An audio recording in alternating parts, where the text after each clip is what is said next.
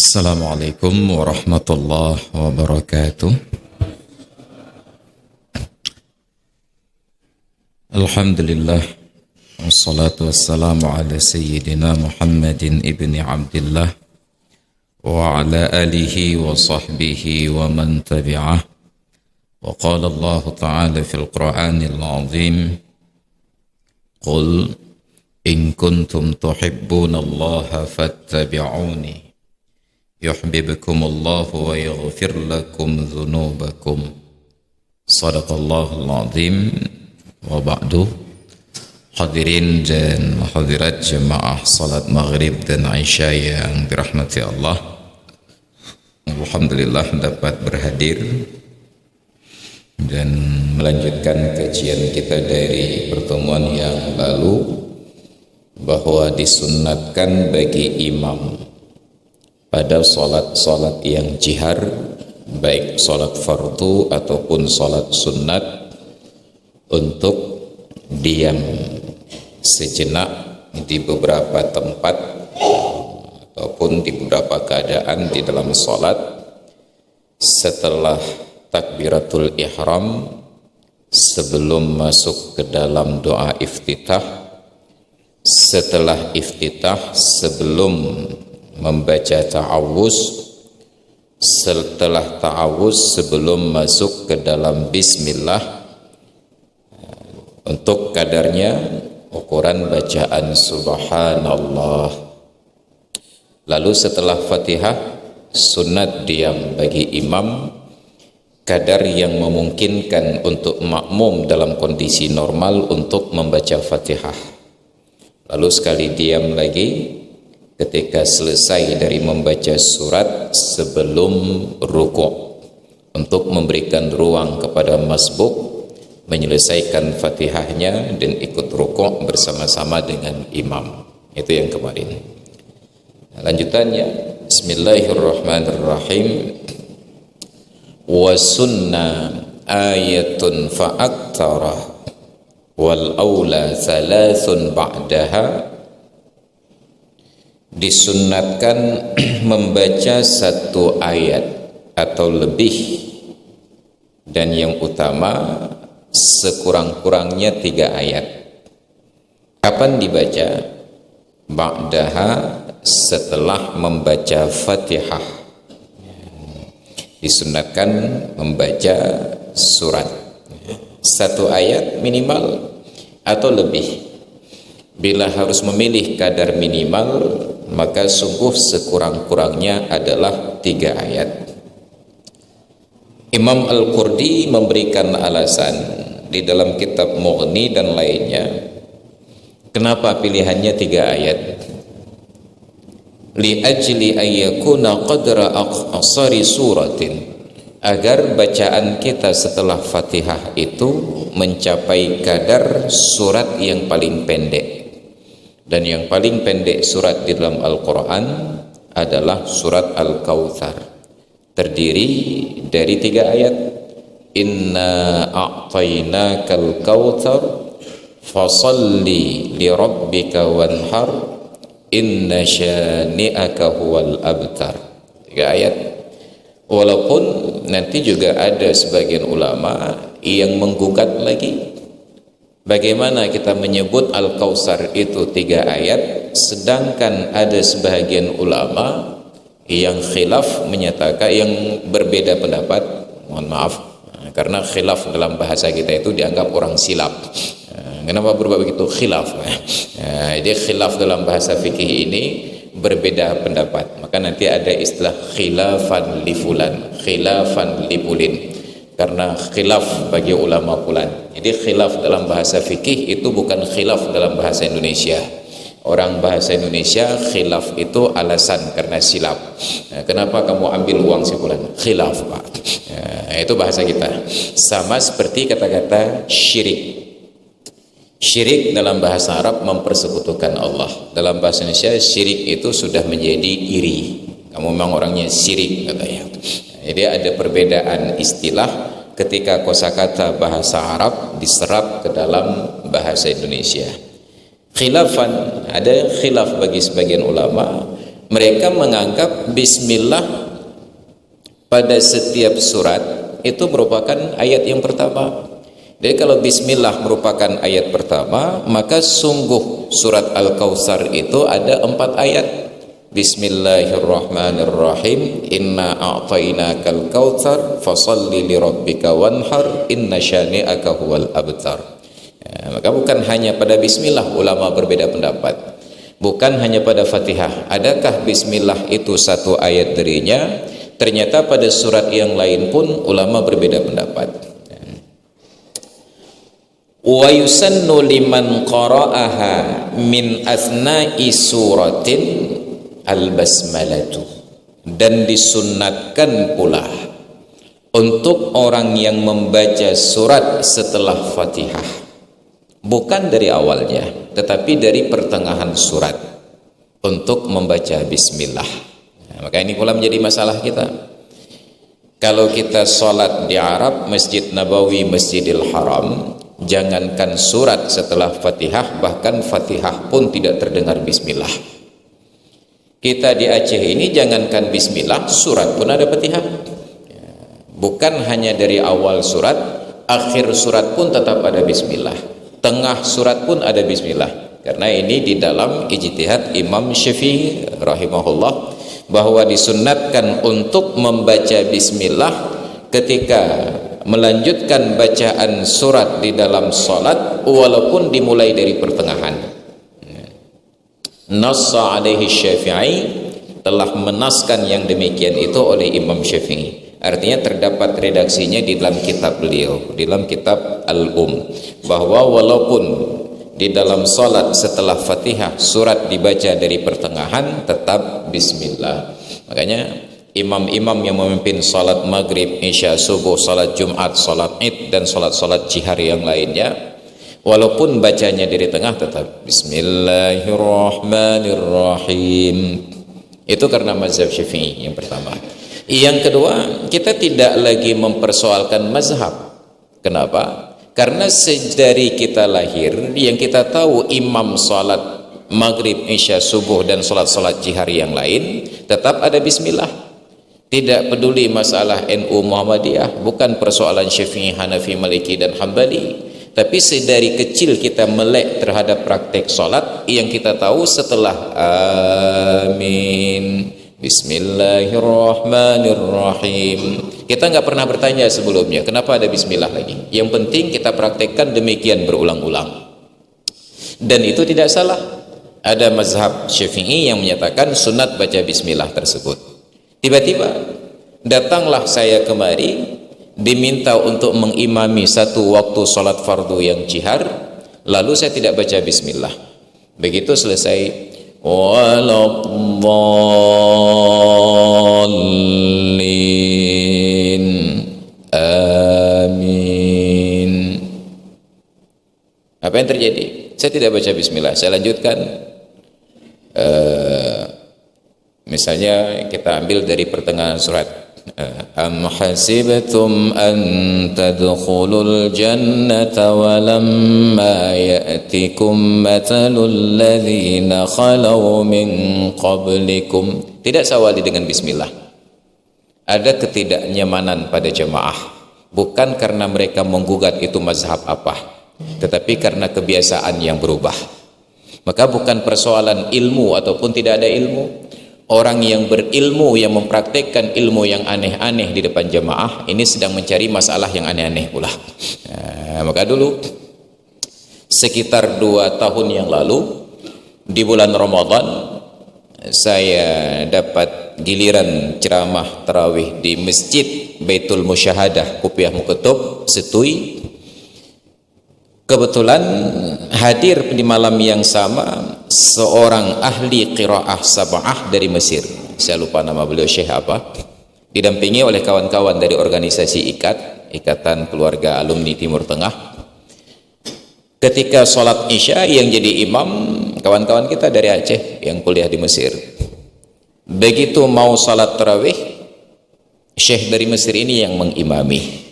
Tapi sebelum mulai takbiratul ihram, diberikan pengantar oleh kawan yang dari Aceh yang mendampingi, bahwa imam ini Fulan bin Fulin ahli qiraah sab'ah dari Mesir, dan beliau akan memimpin sholat tarawih malam ini dengan qiraah Fulan bin Fulin.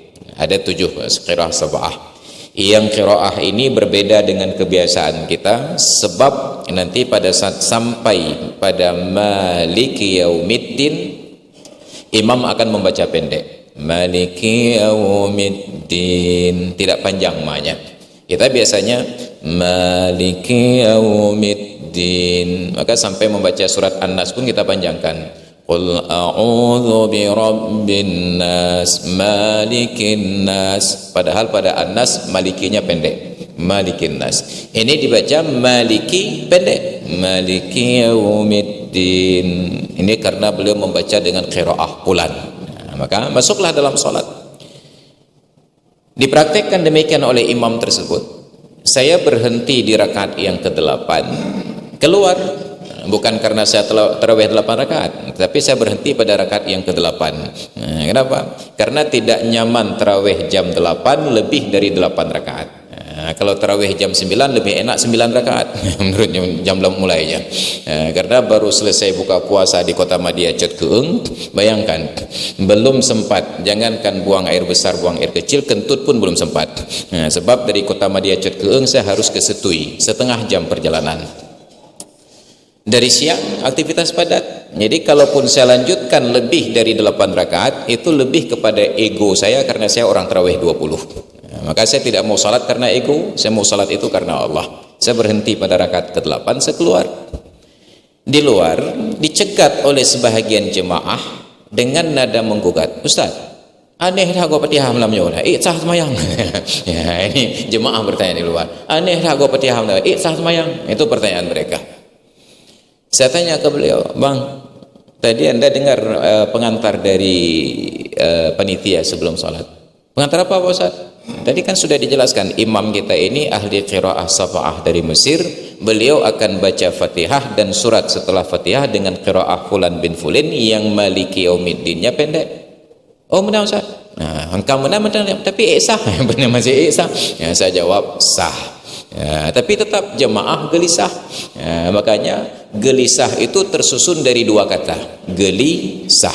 Ya, geli taboh, sah taboh. Jadi walaupun sah tetap geli. Ya, walaupun geli tetap sah.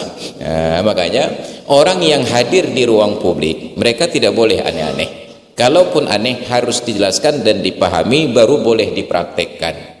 Kita ada sholat misalnya membaca qunut nazilah, disyariatkan dalam sholat, tapi jangan dipraktekkan sembarangan, kacau jemaah.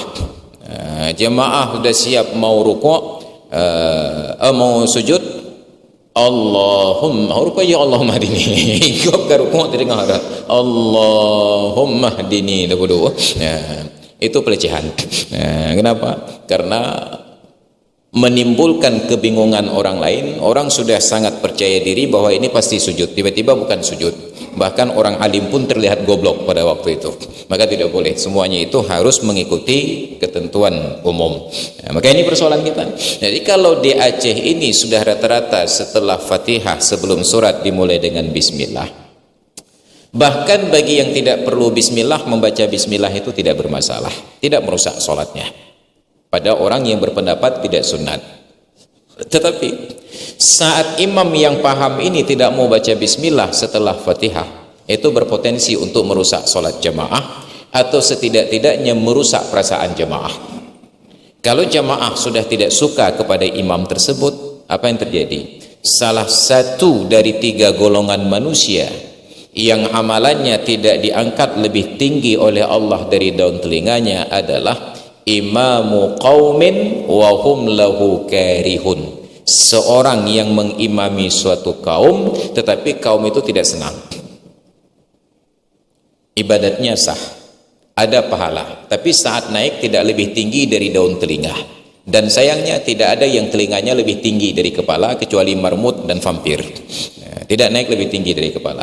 Maka mengimami sholat jamaah tersebut ada petunjuk dari Rasulullah. Idza amma ahadukum qauman falyukhaffif. Apabila salah seorang di antara kalian mengimami suatu kaum, ringankanlah. Apa makna ringan? Laisa bittawil al-mumil wala bil qasir al-mukhil. Tidak sampai pada derajat panjang yang membosankan dan tidak pula pendek yang merusakkan. Jangan terlalu cepat dan jangan terlalu lama. Wabtaghi baina dzalika sabila, antara panjang dan singkat. Maka diatur Rasulullah itu yang paling panjang bacaan surat setelah Fatihah adalah pada salat subuh. Itu sekitar 60-an ayat bacaan beliau. Yang paling singkat bacaan beliau itu pada salat maghrib. Maka ada qisarus suwar, qisarul mufassal, surat-surat yang pendek dari surat yang sedang. Itu rata-rata ya surat-surat ayat tarawih, mulai dari alhaqumut takatsur, atau dimulailah dari wadduha wal laili idza saja ma wadda'aka rabbuka. Itu surat-surat yang ideal untuk salat maghrib. Jadi kenapa? Karena maghrib waktunya pendek dan jemaah transit. Nah, baru nanti dibaca panjang pada salat isya. Dan panjangnya pun tidak terlalu panjang, sebab juga diperhatikan fa inna fihi mudha'ifa, kata Rasulullah. Karena ada di antara jemaah itu orang yang dhaif, wa dzal hajati, ada orang yang mempunyai kepentingan. Bayangkan, ini Nabi yang berbicara demikian. Walaupun kalian sedang sholat, walaupun kalian sedang berjamaah, tapi di antara jamaah ini ada yang keperluannya dijaga. Mungkin dia sedang janji dengan seorang kawan, sudah tiba waktunya, tapi karena berkumandang azan, qamat, dia singgah untuk sholat dulu. Jangan kita menggugat, kamu sedang menghadap Allah Ta'ala, masih ingat hamba Allah. Ini Allah yang berikan toleransi ruangnya. Fa inna, Rasulullah yang berikan ruangnya. Fa inna fihi mudha'ifa wa dzal hajati wal mariyadha. Di antara mereka ada orang yang dhaif, di antara mereka ada yang mempunyai hajat, di antara mereka ada orang-orang yang sakit. Hajat kita itu dipelihara dalam syariat.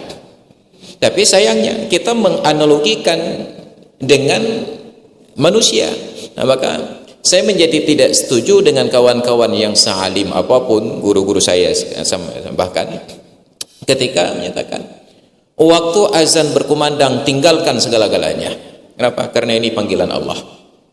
Apa logika yang mereka bangun? Anda sedang tidur berkumandang azan, bangun tidur segera sholat. Walaupun sedang hujan, ambil payung. Kita ada payung sekarang, ada mobil, berangkat ke masjid untuk sholat. Kenapa? Ini panggilan Allah. Oh, tapi ini kan uzur Pak Ustaz. Uzur, benar uzur. Tapi kalau Anda sedang hujan dipanggil oleh pimpinan, Anda ajukan uzur atau tidak? Dibuat analogi Allah Ta'ala dengan pimpinan, tidak nyambung. Coba sekali-kali di jalan raya, di stop oleh polisi lalu lintas, nggak ada helm, nggak ada SIM.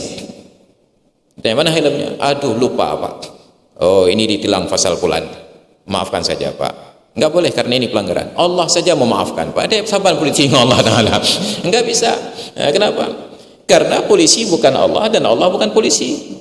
Tidak bisa diserupakan. Maka jangan serupakan analogi pimpinan kita dengan Allah Ta'ala. Karena ada ruang yang di dalam syariat ini diberikan rukhsah. Dan Allah serta Rasulnya senang rukhsah-rukhsah itu dipraktikkan. Maka tidak dianggap orang yang bertakwa ketika dalam perjalanan dia tetap sholat penuh 4 rakaat di waktunya. Kenapa? Karena Allah senang rukhsah-rukhsahnya itu dipraktikkan. Ada rukhsah sholat berjamaah. Kenapa? Karena sedang turun hujan. Tidak boleh kita analogikan dengan panggilan dari pimpinan tadi. Kita hanya sebagai seorang kepala dinas dipanggil oleh gubernur. Hanya ada tengah tsunami kembali lingku kan? Nah, kenapa? Karena bila tidak datang atas panggilan gubernur ini terjadi tsunami kedua.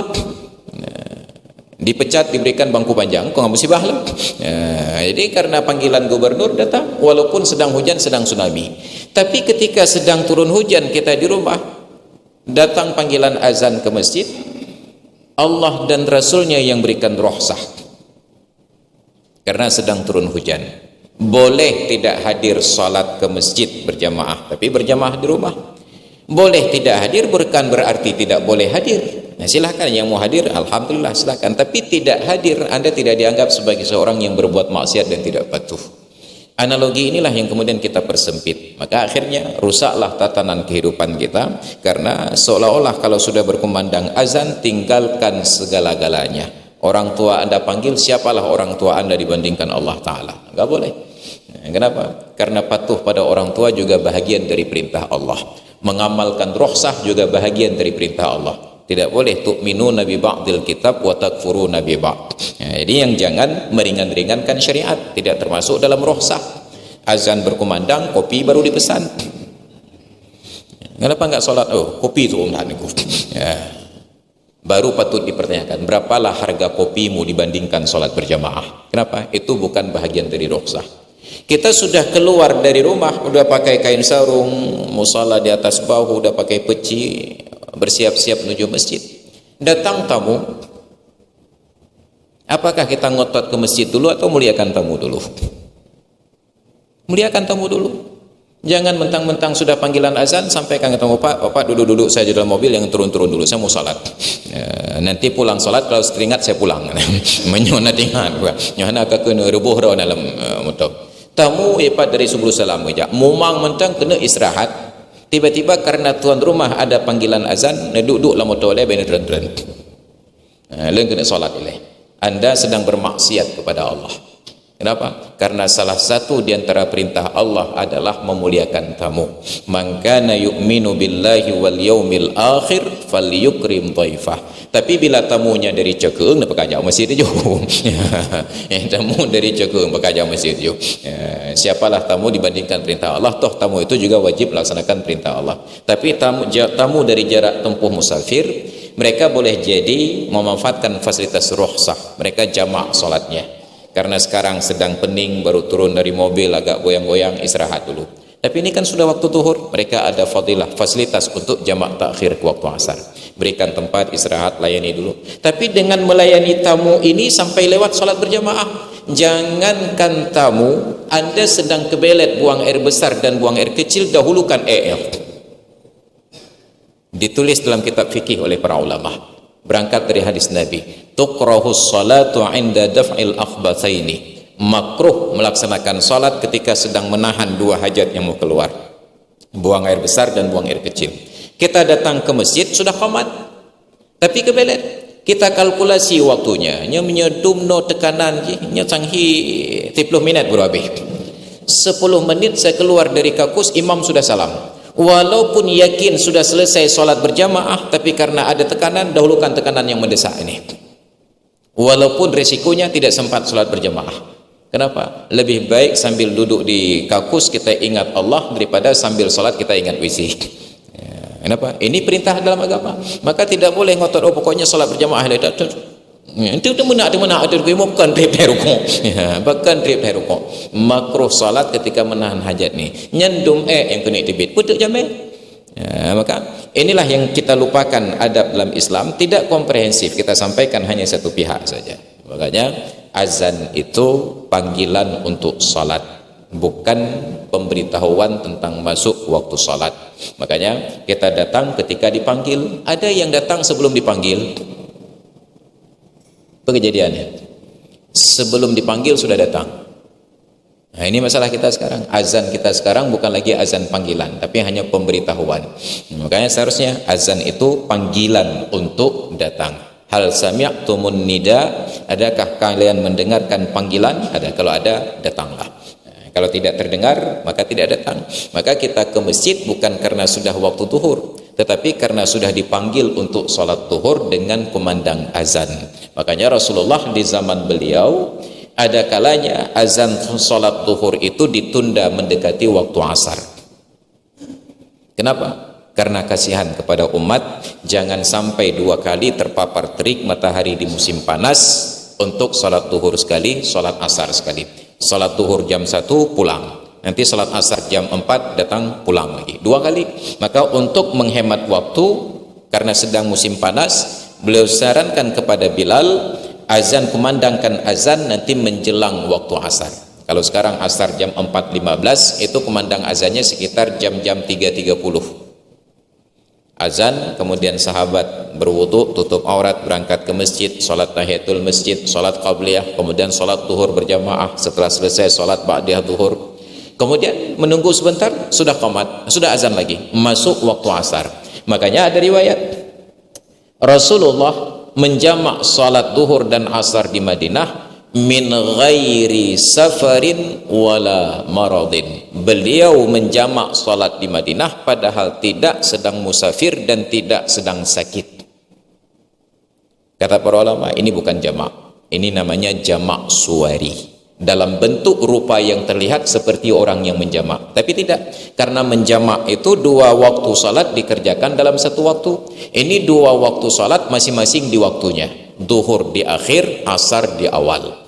Nah, maka nanti kalau ada kerabat-kerabat kita yang sakit, orang tua kita yang sakit, sulit untuk mempraktikkan sholat pada waktunya, setiap waktu dibersihkan, disucikan, apalagi yang pakai popok, ganti popok, maka bisa ganti popok itu hanya 2 kali dalam sehari.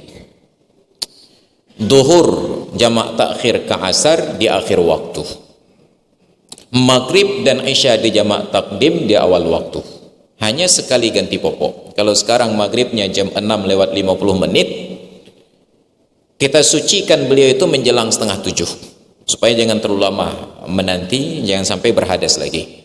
Jam 6:30 kita ganti popoknya, kita sucikan, istinja, kemudian kita wudhukan, salat duhur, salam, salat asar, salam, tunggu sebentar, masuk waktu maghrib, salat maghrib, salam, jamak takdim dengan salat isya, udah selesai. Hanya dengan sekali wudhu bisa 4 kali salat. Bayangkan kalau harus diwudhukan berulang-ulang 4 kali, duhur sekali, asar sekali, maghrib sekali, isya sekali. Kalau beliau itu buang hajat di dalam popoknya, berapa harga popok itu satu? Mungkin bagi kita yang mudah rezekinya tidak ada masalah, tapi bagi orang-orang dengan keterbatasan ekonomi, satu popok itu adalah biaya hidup untuk 1 hari. Ini masalah. Kalau ada rukhsah, kenapa tidak diamalkan? Maka bisa digeser waktunya menjelang maghrib, jamak takdim duhur dan asar, jamak takhir duhur dan asar, jamak takdim maghrib dan isya, dan didekatkan kedua-duanya, 4 waktu salat dalam waktu sekitar 1 jam. Mudah. Baru nanti salat subuh yang tidak bisa dijamak-jamak. Jangan salat subuh jamak takdim dengan salat isya, apalagi jamak takhir dengan salat duhur, itu bahaya sekali, karena dia berdiri sendiri. Ini dimudahkan. Maka bila ada kerabat-kerabat kita sakit, apakah di rumah ataukah di rumah sakit, hospital, mustashfa bahasa Arab, tempat mencari kesembuhan, praktekkan bersuci dengan benar seperti ini. Bila tidak mungkin terkena air, baru nanti kita proses dengan cara tayamum. Tayamum tidak bisa dijamak, karena tayamum itu untuk setiap kali tayamum hanya berlaku satu ibadah fardu, bukan salat fardu, ibadah fardu, satu ibadah fardu. Maka kalau ada khatib Jumat bersuci dengan tayamum, maka sungguh khatib itu wajib bertayamum 2 kali, untuk khutbah sekali, untuk salat sekali. Kenapa? Karena khutbah mensyaratkan suci, hukumnya fardu, untuk salat mensyaratkan suci dan salatnya pun fardu. Maka kalau khatib Jumat bersuci dengan cara tayamum, dia mesti bersuci 2 kali. Tapi kalau kita salat isya dan tarawih, cukup bersuci tayamum 1 kali, karena satu fardu dengan beberapa salat sunat. Maka kalau nanti kerabat kita tidak bisa berwudu karena tidak boleh kena air, maka mesti ditayamumkan berulang-ulang sejumlah salat fardu yang dikerjakan. Untuk duhur sekali tayamum, asar sekali tayamum, maghrib sekali tayamum, isya sekali tayamum. Walaupun keempat-empat salat ini dikerjakan dalam waktu yang berdekatan. Duhur jamak takhir dengan asar di akhir waktu, maghrib dan isya jamak takdim di awal waktu. Tetap wudunya 4 kali. Tetap tayamumnya 4 kali. Wudu boleh sekali saja. Ada kemudahan. Maka inilah pentingnya belajar agama. Dari dulu salat itu sulit, setelah kita belajar terasa mudah. Ini kalau lama-lama kita belajar sampai nggak perlu salat lagi. Ini hanya motivasi. Tidak ada yang tidak perlu salat kecuali yang tinggal di rumah sakit jiwa. Maka ada faktor kebiasaan ini yang kita praktekkan, dan itu jangan diganggu apalagi digugat, kecuali dimulai dengan kajian-kajian, dan boleh dipraktekkan dalam kalangan terbatas. Timbullah masalah, ada orang yang ingin test water, kata orang sekarang, di masjid-masjid yang dijangkau oleh jamaah umum, mereka praktekkan ibadat yang berbeda. Ini cari masalah. Kita ambil contoh di rumah masjid Raudhatul Jannah, rumah sakit Zainul Abidin. Itu orang datang dari seluruh penjuru Aceh, mulai dari Singkil Subul Salam sampai ke Kuala Simpang. sampai ke Lawe Sigala-gala perbatasan. Datang semuanya kemari. Mereka yang taunya tetap Fatihah itu terdengar bismillah. Yang mereka tahu setelah amin itu tetap ada bismillah. Tiba-tiba ada yang mengimami sholat, bismillahnya hilang dua-duanya. Ini kan cari masalah ini. Kenapa?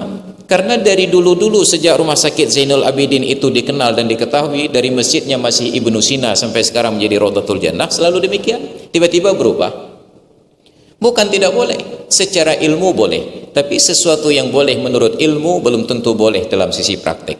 Kenapa? Karena itu merusak persatuan dan itu menimbulkan hal-hal yang tidak baik. Sungguh persatuan itu mahal sekali. Mahal sekali persatuan. Maka Allah bahasakan dalam Al-Quran, wa allafa baina qulubihim ma law anfaqta mil'al ardi dhahaban ma allafta baina qulubihim walakinna Allah allafa bainahum.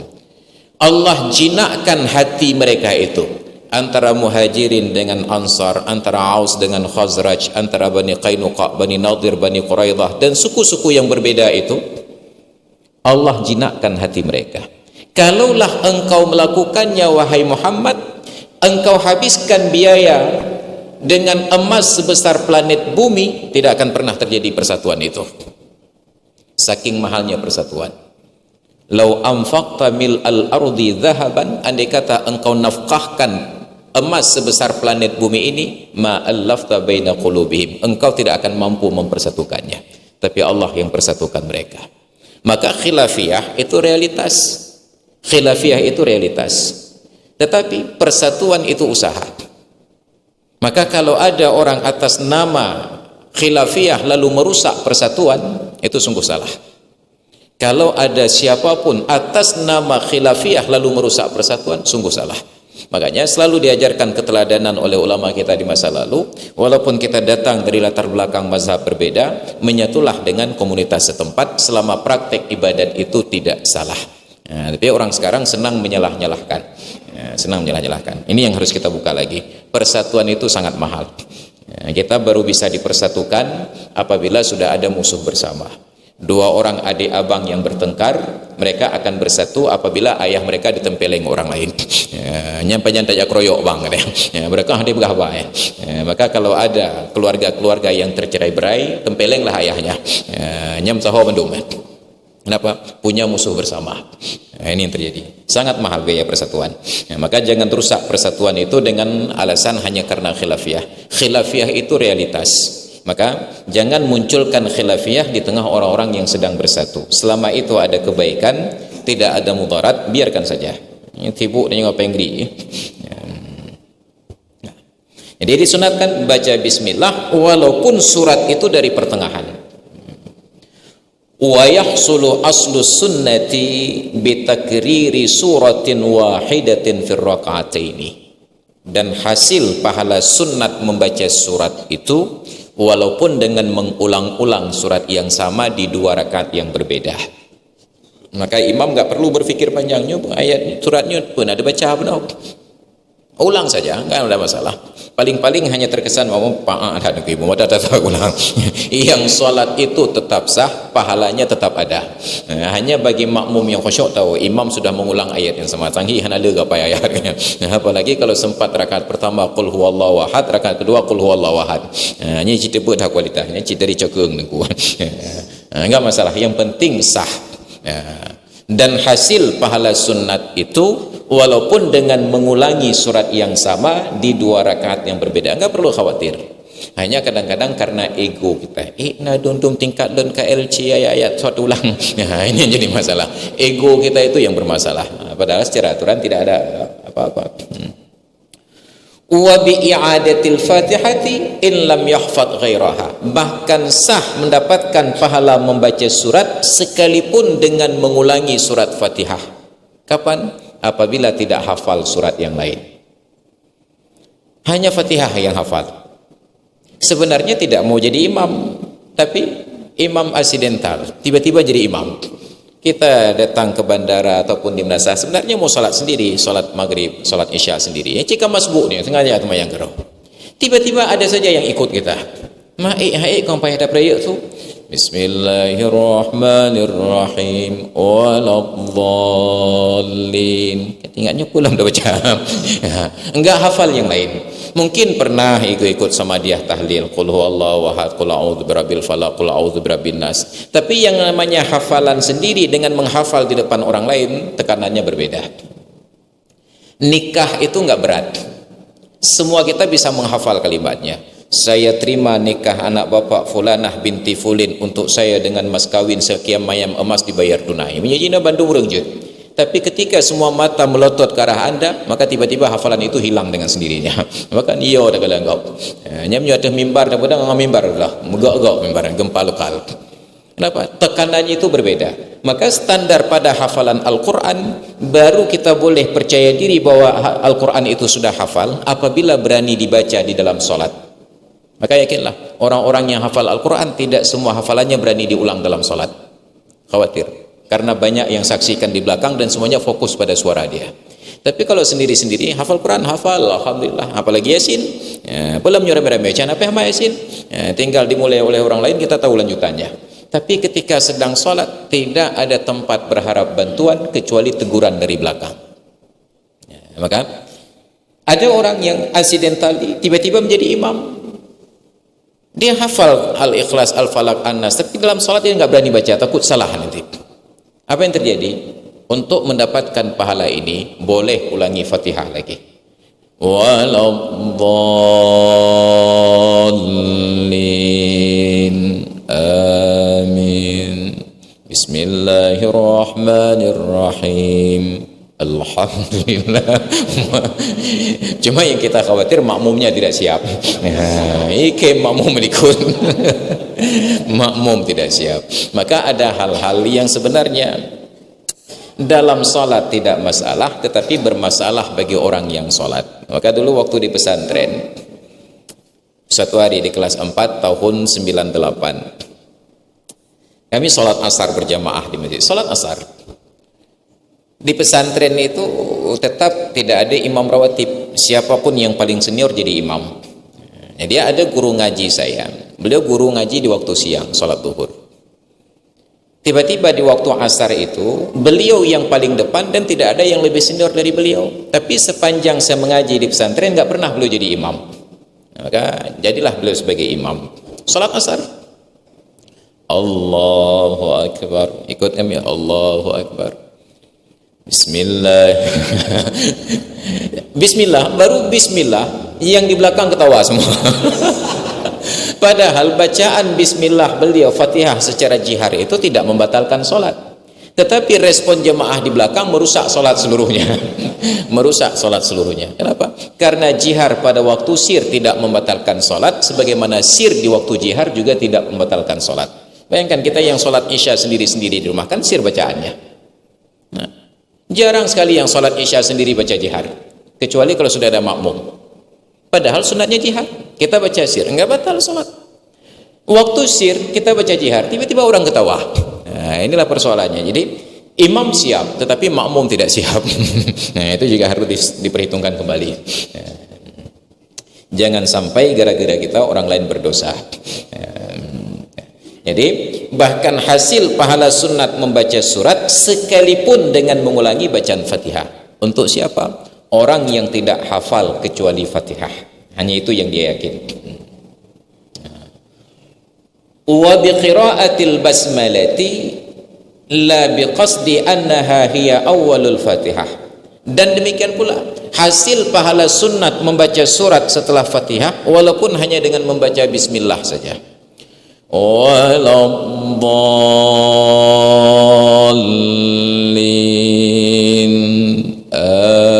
Amin.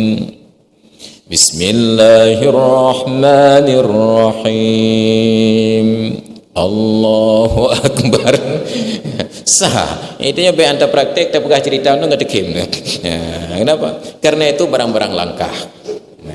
Karena dia berangkat. Ini mereka hanya mayang-mayang tentang pengajian ini. Tapi ciruh dikim kero, dia hantong dia praktek. Nah, belum pernah ada kasus imam itu hanya membaca bismillah langsung rukuk. Padahal bismillah juga salah satu bahagian dari Al-Quran. Paling tidak ulama sepakat bismillah itu ayat yang salah, sebahagian dari ayat yang ke-31 dari surat An-Naml.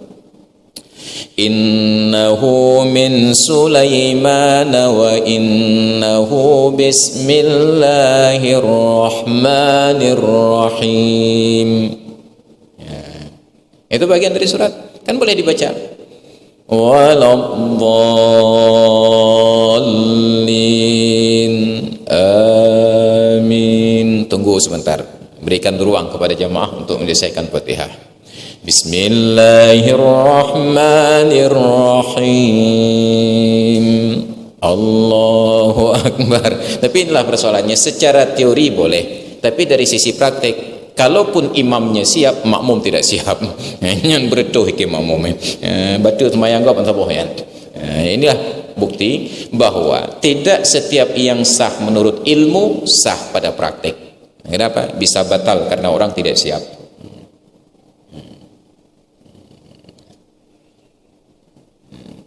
Wa suratun kamilatun haitsu lam yarid al-ba'du kama fi tarawih afdalu min ba'din tawilatin wa intalah.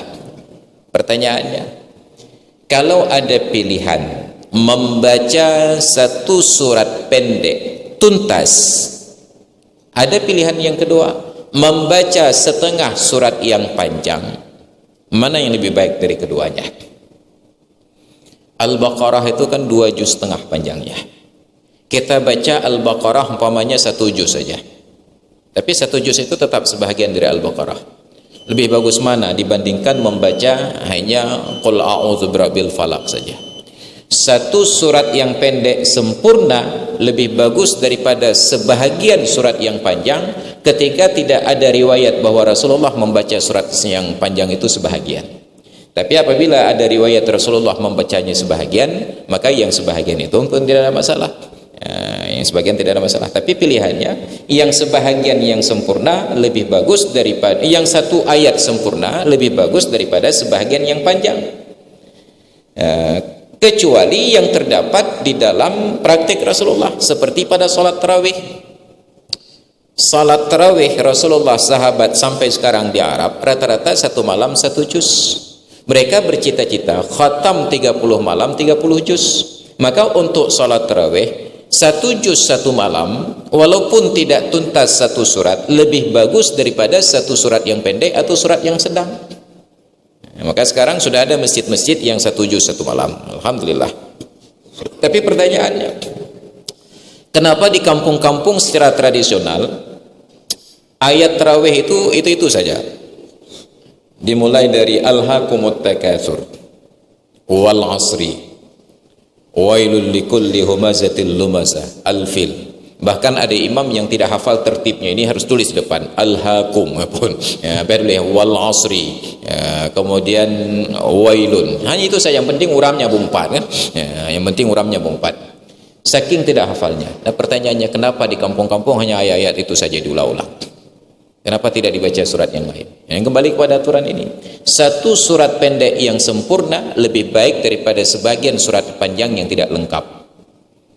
Tapi ketika harus diadu, saat lebih bagus mana surat-surat pendek ini yang selesai daripada kita khatam 30 juz tapi setiap malam itu enggak sempurna. Kalau memang niatnya 30 juz 30 malam, lebih baik 1 malam 1 juz yang tidak sempurna daripada surat pendek. Tapi sekarang menjadi semuanya tidak sempurna. Semuanya menjadi tidak sempurna. Kenapa? Karena Nabi salat tarawih itu, kalau kita sebut itu tarawih, itu qiyamul Ramadan dulunya, nggak pernah jam 8, jam 9, selalu jam 12 ke atas qiyamul lail. Sahabat di masa Sayyidina Umar itu juga tidak jam 9, tidak jam 8. Kalaulah salat tarawih di zaman Sayyidina Umar jam 8, sungguh Sayyidina Umar imamnya. Kenapa? Karena di masa Rasulullah dan Khulafaur Rasyidin, yang menjadi imam di Masjid Nabawi itu adalah khalifah yang sedang berkuasa. Beliau jadi imam, beliau jadi khatib. Maka tidak pernah di Masjid Nabawi ketika Rasulullah hidup ada khatib pengganti Nabi, ada imam pengganti Nabi, kecuali 1 kali saja Abu Bakar. Ketika Abu Bakar jadi khalifah, nggak ada khatib pengganti, nggak ada imam pengganti, tetap Abu Bakar jadi khatib, beliau jadi imam. Umar demikian, Utsman demikian, Ali demikian. Maka kalau kita jalankan syariat Islam di Aceh, Masjid-masjid itu sudah jelas imamnya. Untuk Masjid Raya Baitur Rahman itu imamnya hanya 2. Kalau bukan gubernur, wali Nanggro. Beliau imam, beliau khatib. Wali Nanggro tapi no hak laki-laki hanya ilmu. Ini belum jadi masalahnya. Tetap gubernur ataupun wali Nanggro jadi pilihannya. Enggak boleh ada orang lain. Ya, maka dulu dibuat standar. Rasulullah jadi presiden, beliau imam, beliau khatib. Abu Bakar jadi presiden, beliau imam, beliau khatib. Ya, maka kalau di Jakarta Masjid Istiqlal enggak ada imam lain kecuali Jokowi. Ya, kenapa? Karena beliau presiden, beliau khatib, beliau jadi imam. Karena beliau penguasanya. Untuk tingkat provinsi di Aceh kalau bukan wali Nanggro berarti gubernur. Untuk Masjid Al-Makmur karena Masjid Kota Banda Aceh, ya, Pak Aminullah. Ya, untuk tingkat Masjid Jami' Lumbata menyokong pemukim, kakak Pak Camat. Ya, jadi ini maka ketika dulu kita ribut-ribut pemimpin itu mesti laki-laki, seharusnya itu satu paket. Kalau pemimpin itu kita syaratkan laki-laki, kenapa? Karena beliau jadi imam, beliau jadi khatib. Kenapa kita tidak tuntut pemimpin yang laki-laki itu sekali-kali jadi imam, jadi khatib? Bila tidak, jangan ributkan persoalan laki-laki ini. Karena tuntutan jadi pemimpin itu bukan hanya pemimpin pemerintahan, tetapi juga pemimpin sholat dan juga khatib. Ini dari dulu sampai sekarang. Nah, makanya kita bersyariat cilet-cilet. Hanya pada bahagian yang kita suka kita jalankan syariat, yang tidak suka syariat tinggal di belakang. Nah, ini perkara kita. Maka Nabi dan sahabat tidak sholat isya tarawih jam 8. Sampai sekarang di Arab itu khusus bulan Ramadan jadwal sholat isya digeser ke jam 9.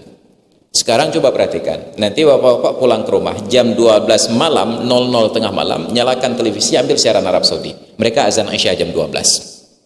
Jam 12 waktu Indonesia Barat, jam 8 waktu Arab Saudi. Tapi nanti begitu masuk bulan Ramadan, coba nyalakan TV jam 12 malam, ambil siaran Arab Saudi. Hanya tertulis sedang menanti kumandang azan isya dari Masjidil Haram dan Masjid Nabawi. Baru azan jam 1 tengah malam. Itu bergeser dari jam 8 menjadi jam 9. Makanya malam kemarin acara doa bersama di rumah PLT Gubernur karena mertua beliau berpulang ke rahmatullah. Bertemu lagi dengan Kepala Dinas Syariat Islam dengan Kepala Biro Kesra. Saya tagih janji mereka bahwa tahun ini Masjid Raya Baitur Rahman akan kumandang azan Isya bulan Ramadan jam 9. Yang kiban utang kolikut misalnya kan. Entah jalan atau tidak, wallahu alam. Ya, jadi yang nana oke kajit jaklak-klok juga deh. Mudah-mudahan bisa bergeser. Kalau Masjid Raya tidak mulai, masjid yang lain sulit untuk memulai. Masjid Raya jam 8, kita sepakat di Masjid A'la kita mulai jam 9. Jam 8 masyarakat sudah datang. Karena azan jam 9 digugat oleh masyarakat. Nyampu prehelom Masjid Raya Kaibang. Masjid Raya Kaibang. Tapi kalau Masjid Raya mulai jam 9, muazzin di Masjid Al-A'la mulai jam 8, itu oleh jemaah nyampu karatan. Masjid Raya Kaibang lah. Tetap Masjid Raya itu menjadi ukuran.